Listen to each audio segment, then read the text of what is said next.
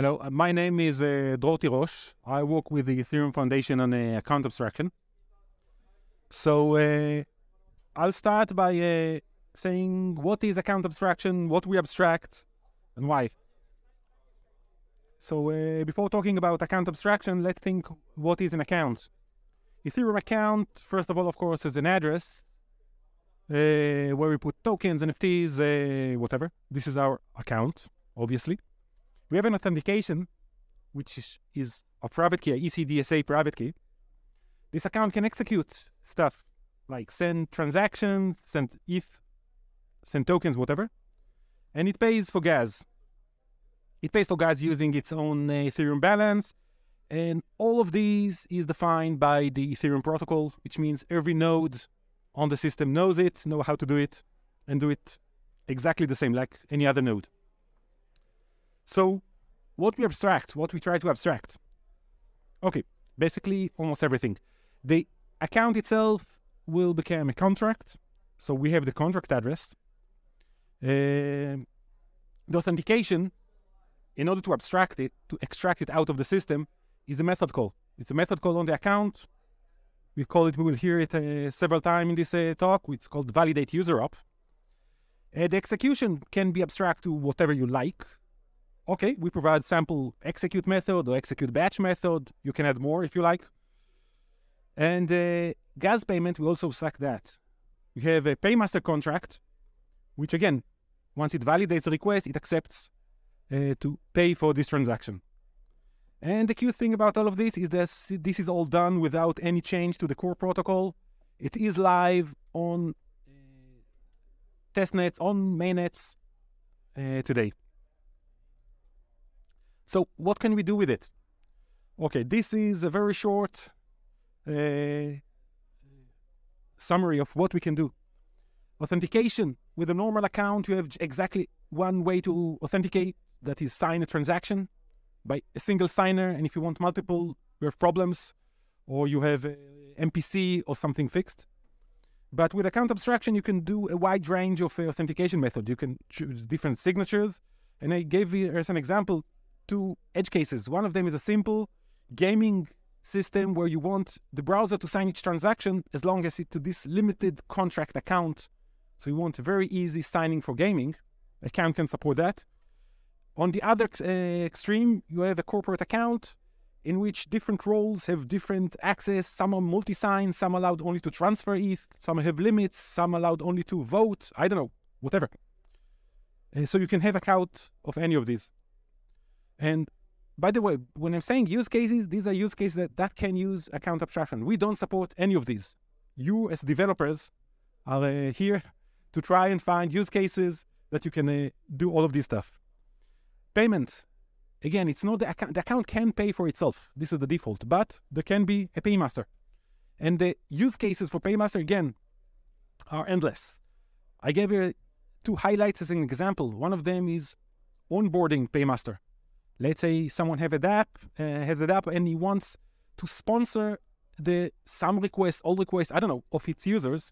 It's possible. You can have a paymaster that will accept under some condition. It can decide what the conditions are and accept these requests. And these requests are approved by the paymaster. Another example, very common, very thoughtful example is a token paymaster. A paymaster that will pay the transaction. The transaction is in native token in ETH, but the paymaster will make sure the user has enough balance, will convert these user's tokens into the native token and pay for the transaction. So from the user's point of view, he's paying with tokens. But again, it's not the system. It's a specific paymaster that decides if and how to do it. Other use cases you can do is we think of are in a recovery mechanism. The first and foremost, actually most people don't talk about it at all, is change your key. Think about that with normal private key. Once you have an address, it is impossible to be changed. Even if you think it might have been leaked, you're screwed. You either replace it completely or go and hope that no one will ever use it. With account abstraction, account can support change key, every normal Web2 application have changed password.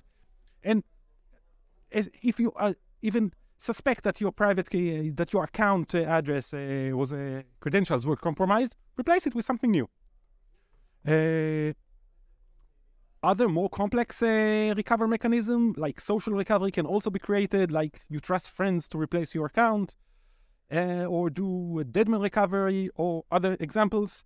We have a full talk, about half an hour, a full hour of examples of use cases like I described here, and more. So you can look there. This is by the way, it's a QR code of the presentation. You have everything. Now I'll try to dive and explain the components we have with account abstraction. The first component, of course, is an account. An account is a contract that performs the logic of validation and execution. We'll see it in work. The second component, we call it an entry point.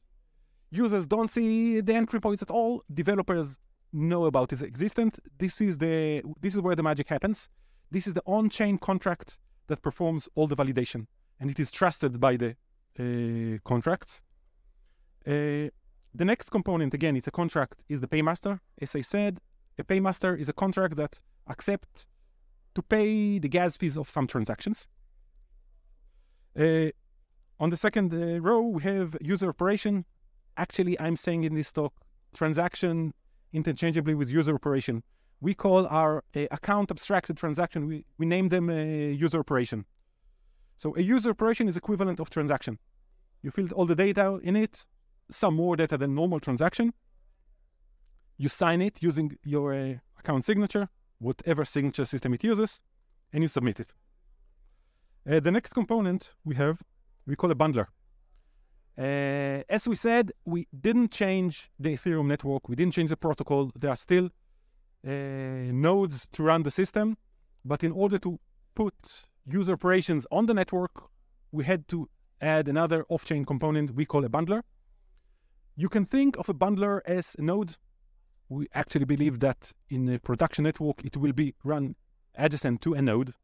It's a functionality of a node to put user operations on-chain. Lastly, the last component, like in any Ethereum decentralized network, there is a mempool. Again, it's a mempool of user operation, not a mempool of a transaction. And it is important to understand the system, but usually are not interacted directly by users or developers. Now, let's look at the flow, how a user operation is executed. The big component here, this is my wallet. This is an off-chain. Think of MetaMask or Sol wallet or any other wallet that implements account abstraction.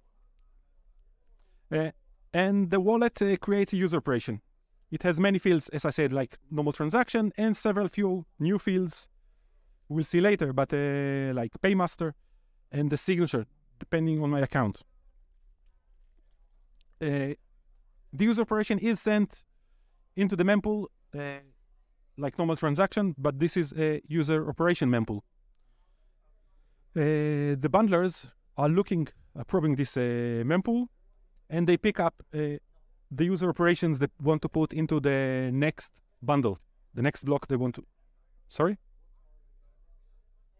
Bundlers, as I said, are off-chain. Think of node. It's a node. It's a node with a special functionality of being for supporting user operations, supporting account abstraction.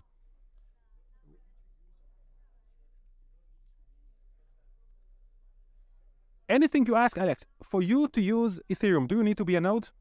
Okay, the same answer. Because as I said, user operation is a transaction. A bundler is equivalent, it's a little different, but it's equivalent to a node. So you don't have to be. There has to be nodes in the system, or there has to be bundlers in the system to support it. Now, so the bundler picked up user operations, and just like a node, if you think about it, a node takes a set of transactions, validates that the balance is correct, the signature is correct, and the nonce is correct, and then create a transaction. The bundler does just the same. It validates a transaction, but the way it does the validation is a bit more complex. This is the simulation phase. It calls a method in our entry point. which calls the validation function, the validation of the account and the validation of the paymaster. If both these methods say, okay, this is a valid transaction, it means the signature is okay, it means the nonce is okay, it means it will pay for the transaction, someone will pay for it, the entry point will validate it, it's a call on the entry point. It knows that this user operation is valid. So the next phase, after validating actually each of these user operation, it will go into the execution phase, where it creates a transaction. We call it, it's a method called handle ops. It gets an array of user operations, and it creates a transaction with it and put it on chain. What this transaction will do, it first repeat the validation of each user operation, because we don't trust nobody to do anything off chain. We call the validation, all the validation, repeat the exact same validation the bundler did previously off chain. Of course, revert if any of them reverts. And if they all succeed, we continue to the execution phase. We call the execute method of the account, whatever it's written there. And then you can see that for a paymaster, we also call what we call a post-op. A post operation, so that a paymaster has a method called before and after the transaction.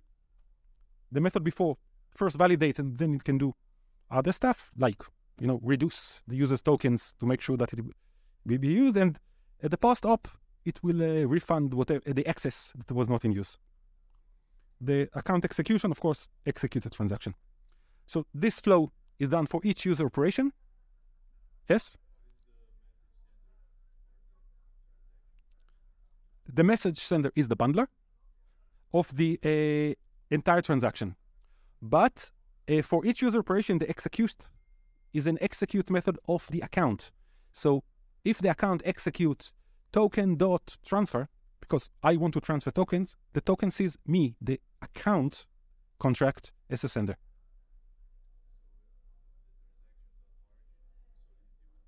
The transaction.origin will be the bundler.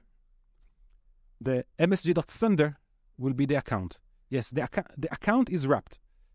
There are two gotchas. Okay, I'll get them in a moment. Okay, this is one of them. Yes. It's deprecated. Then with account abstraction, it becomes even more useless. There is no good reason. All the good reasons to use the X-origin are actually wrong. If you think you're protecting yourself by somehow using TX origin, you are wrong, because it doesn't protect you. So if you want to block account abstraction or contract accounts, then use it. Go ahead. But if you want to protect yourself against replay, against bots, again, you are not. Yes, use message.sender. Okay, the transaction itself is paid by the bundler, because it is the one who put the transaction on chain. But the logic of validate user op, as we will see in a moment, that the account is supposed to pay for itself. So the account pays the bundler. Yes, the bundler pays the node. And as I said, a bundler and a node, the distinguish is blurred, and they're usually the same entity. So yes, it pays for itself for the execution and gets an extra by the account itself that pays for the transaction. Now, if you think about the incentive model of Ethereum, why do transactions get included? Why do transaction cannot be censored? Because there are nodes out there that eventually will take out of the mempool transaction. The same is true for bundlers. Bundlers are not ours. That we define the spec. We create a reference. There are already 5 implementations of bundlers. We are working on a code that they will work with the mempool. Yes, it is still work in progress, but they're usable as they are today. So again, to recap, EOA against user operation. As I said, account itself, with account abstraction, it's a contract. Instead of ECDSA, it is secured by its own code to do the validation. A wallet with normal account can do a single operation, which is approve everything, because you sign whatever it is. With account abstraction, you have custom UI, you have custom logic in the account itself to do whatever you like. Mempool mechanism, generally it is the same. It is different object, account abstraction. And the block builder is equivalent to bundler, and its verification is a little bit more complex because it does a view call, but otherwise it does just the same. Now I'll go link a little into the contract itself. The only method an account has to implement is validate user up. Yes, of course, it needs to do some execution, but it is not. We, as we write the ERC 4327, we define the interface, the concrete interface between actually the entry point and the accounts, how they call the accounts. So we define that an account has to have this validate user up method. This method receives the user operation itself. It receives the hash of the user operation. The account can calculate it, but we already need it, so we pass it to the account itself. And someone asks about payment, missing funds. The account has to pay its sender, which will always be the entry point. It will receive the amount it needs to pay, how much is already missing. We maintain a balance, deposit within the entry point. If you have enough, or if there is a paymaster, you will get 0 for these missing funds. Otherwise, you have to pay at least this amount to cover your user operation. This is the code of the base account. It's the base contract. You don't have to use it, but we think it's very easy to use it. It templatizes several of the things you need to do. So we, of course, require the call is from entry point. You will get griefed, and someone will steal your money if you don't do it. We call the stub method, we'll see in a moment, to validate the signature. It will validate the nonce if needed, and pay pre-fund is pay this amount if it is not 0 back to my owner. So validate signature is the method I need. Pack validation data is a helper method needed for use cases like gaming. If anyone want, I will not go deeply into that, but you can define that a validation is valid for a specific range of time. Like if you have a game and you want that your transaction will be valid only for half an hour from now, there is a way for a wallet to convey that information back to the entry point. It is not allowed to use directly the timestamp opcodes, but it can return it using this method. So this is, as I said, this is the base account we have, and we also have a simple account, which is a concrete implementation that uses it and tries to emulate an EOA as much as possible. It uses a simple signature. It uses the same signature using a Ethereum signed message, so that you can even use MetaMask signed message to sign it. So this is the actual code of validate signature. It takes the user operation hash. It adds the Ethereum signed message prefix. This is an Open Zeppelin helper. It does easy recover. If it is the wrong sender, it fails. Otherwise, it succeeds. A little note about this method. It can revert. Revert is also a way to say, okay, I failed. We did add a different mechanism to report a signature failure because we do want to be able to do the equivalent of ETH call. You want to be able to take a transaction and call like you call the node, you call ETH call to make sure that the transaction succeeds. You want to be able to do the same with to estimate or simulate the user operation before the user signs it. And there is no way for us to tell that the account itself that it doesn't need to sign, that we give it a transaction with wrong signature. The account doesn't know it is called, it's very important in our system, it doesn't know it is called off-chain or on-chain. It behaves exactly the same. So what we say is that if the signature is wrong, it simply return an error. It is the it is the entry point to decide, which knows this is a simulation. Okay, I return it even though it's a signature failure, or is it a real execution? I will revert this transaction because it's a wrong signature. These are the basic execution methods. These are actually very simple. Again, they require from entry point so that only the entry point can call it. It can be entry point or owner because we make our wallet also callable directly by its owner without account abstraction. And there is an execute batch we created which get an array of destinations, array of function. And someone might say, okay, why don't you pass value here? I said, you are completely right. You are free to take this simple account, add a different execution method, and use it. This is not part of the framework. This is a sample. A sample account, you can add as many functions as you like to the account. And okay, this is the implementation of a base paymaster. Just like an account, we have a template method of validate paymaster and post-op. Okay, these are the contracts. Now, the contracts can't work alone. Each contract has to have a wallet that works with. With the normal EOAs, you have exactly one account type. So every wallet work with that just one account type, which is EOA. With account abstraction, we have different accounts, and each account needs a wallet. And by wallet, I mean the desktop, probably Chrome extension or whatever. And the account is the contract. So each account needs a contract. Each account contract needs a wallet to work with.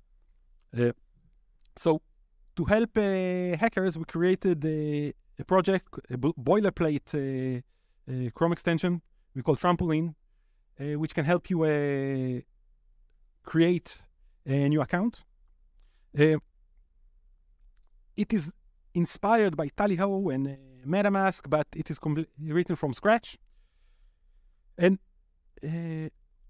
so within this framework, you can replace the account contract, and you can replace the UX that works with it. This is a UX that works with the standard simple account.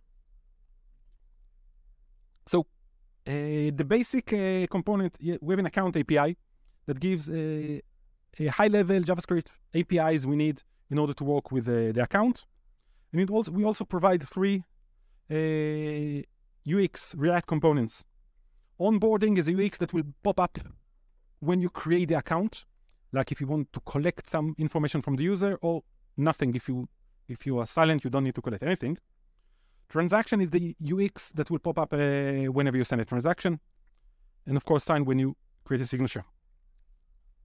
Now, a simple account is to implement several things in order to support a contract. The first is the init code, because a very important part of an account is to be able to deploy itself.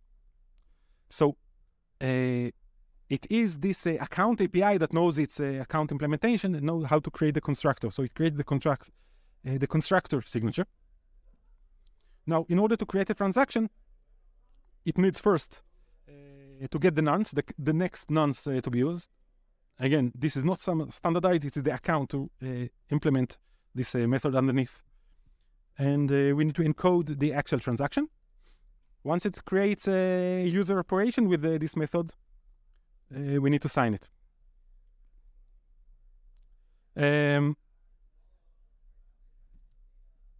Again, there's the onboarding, which is an asynchronous UX that have a method to call if it needs to collect data in order to send a transaction. And then the transaction itself can modify the transaction just before it receives. Okay, it is called just after send transaction is called by the application. The application calls send transaction. This provider receives this transaction.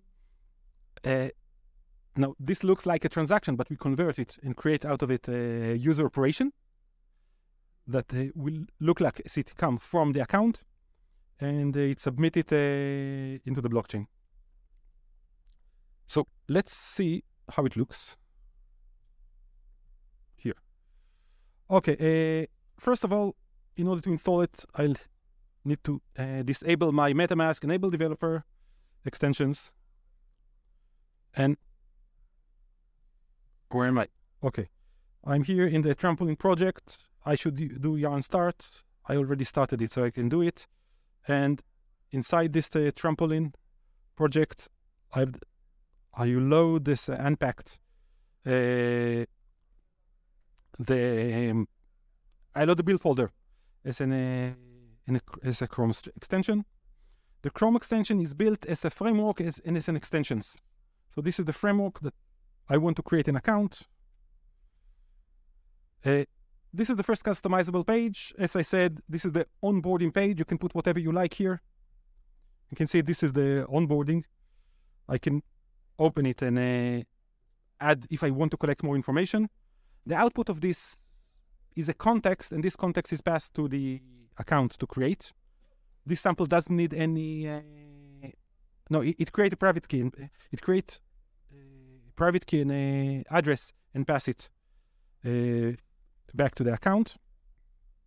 Now, out of this account, I can see its address, and it is not deployed.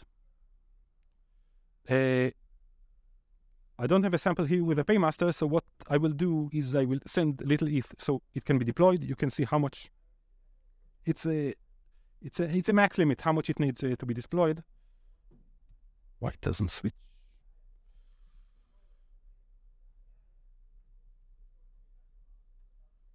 It's here. I will send some ETH to it.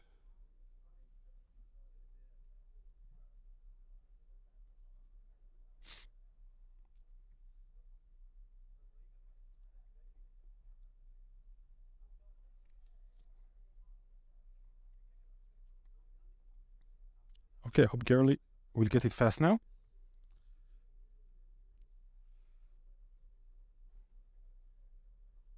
Okay, good for the demo. Okay, now I have some ETH in my account. I can deploy it here, but instead of deploying, I want to send the first transaction. I open Etherscan. This is a pre-deployed standard greeter sample, and I will use it as an application. I want to call this set greeting. I will connect Etherscan to my account. It says MetaMask. Sorry for that.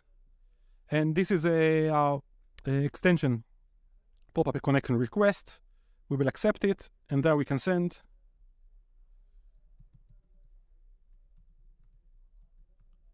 And I can put some message in. Again, this is a stub sign-in account. We can remove it completely or put if we want to collect more information. Now I see again the transaction data that I want to approve. I could have skipped. The framework can be set so you will not show this transaction. Oh, it said I didn't pay. Just a second. Okay. It means it is a little more expensive than what I passed it. Great for sample.